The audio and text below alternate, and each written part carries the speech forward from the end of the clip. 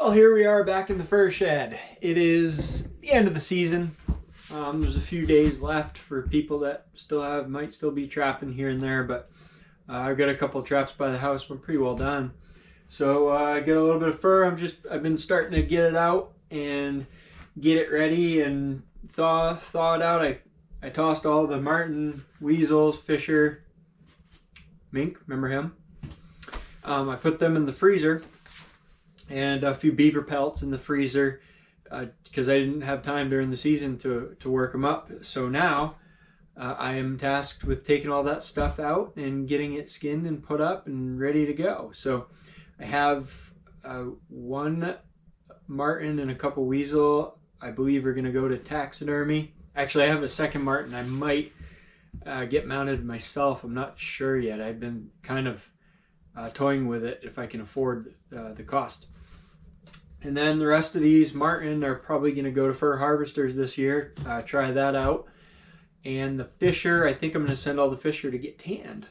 So I got one fisher I pulled out here. I got 4 more in the freezer. I got to pull out here pretty soon, maybe tomorrow. But yeah, I skinned 3 Marten and 3 weasels last night. Did up a beaver too. So just kind of working my way along. And hopefully get them. I take a few out, skin them. They take a day to thaw out, so you kind of gotta plan things ahead of time a little bit. Don't thaw out too many, more than you have time to do, and make sure you thaw out enough if you got enough time. Got the skinning game brill. I got my skinning knife. Another skinning knife number 2. Flushing knife. Fur brush, tail stripper. What else we got? We got a tail splitter over here. Yeah, that's about it. Got some boards and some pins, some aluminum tacks, push pins. Working up fur. Nothing to it. It's a long and slow process. Not much to get on video to get people excited about, but here we are. So I'm gonna get to it.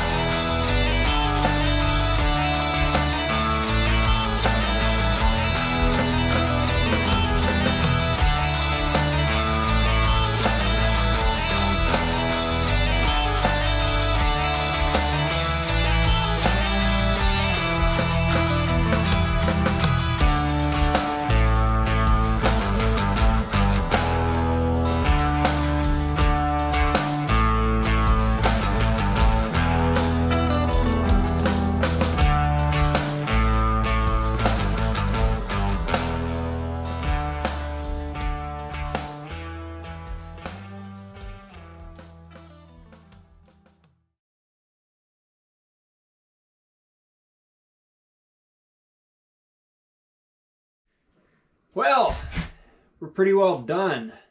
This is some of the fur, last of the fur, I guess, out of the freezer. I got a marten and some weasels that I am sending for taxidermy, so those are not getting skinned. And then I have a bunch of weasels I haven't gotten to yet, but they don't need to be tagged, so there's no real timeline on them. But yeah, let's go through a little bit of the season's fur and talk about what I'm doing with it. So I was just basically taking my time and pulling a few out of the freezer every night and skinning what I had time for. But these are the fishers. So one thing that I will say is if you're going to do fishers for the fur market, you're going to want them to be fur side out.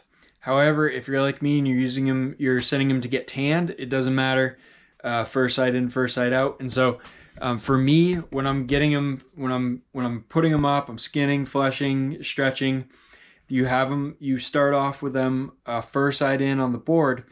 And then when it's time to flip them, you got to get the timing just right. When they're just dry, not too dry, but dry enough, you flip them over, and sometimes you can really mess up. Sometimes you can crinkle up the fur. This one I started to flip a little bit, and it got, it just kind of got creased a little bit.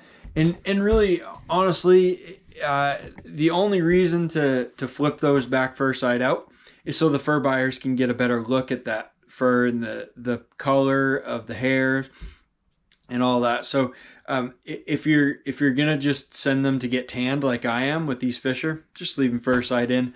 You're gonna have less chance of damaging the pelt, and the tannery will take care of them, and then they'll come back to you fur side back out anyway. So yeah, those are the fishers. These are the marten, and the marten are gonna have probably a couple different homes. Well, probably most of them are gonna go to fur harvesters. I think I'm gonna basically just send them off to auction, because I do have a lot of marten still here tanned that I haven't sold yet. This is the last one I just did tonight, and this is still a little bit wet to the touch, so I'm trying to get this one dried off a little bit more. Actually, I gotta cut that, and so that I can turn it, but it'll be pretty ready to turn here pretty soon. And so just a look at the different marten pelts. These were all really nice prime pelts. The only one like this one was maybe a little bit less prime, but they're nice thick pelts. There's a variety of colors. That's kind of what our marten are like here in northern Maine. We get a few dark ones, a few brown ones, but most of them are kind of orangish, a little bit of gray mixed in. Wide variety. This one has a really orange throat patch, which is pretty cool. This is mink that I caught. Mink are done fur side in as well for the market. Unlike marten and fisher, they're sold like this.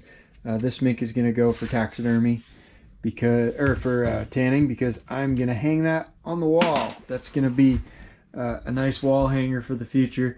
And then these fisher, 5 of them, I'm going to send them to get tanned, and I'm going to sell them on my Trapping Today store. So yeah, that's the end product, and it's the end of another enjoyable season, marten and fisher trapping up in the big woods, and I hope to see you guys again next year and take you along. So anyway, hope it was good, hope you enjoyed it, and we'll catch you next time.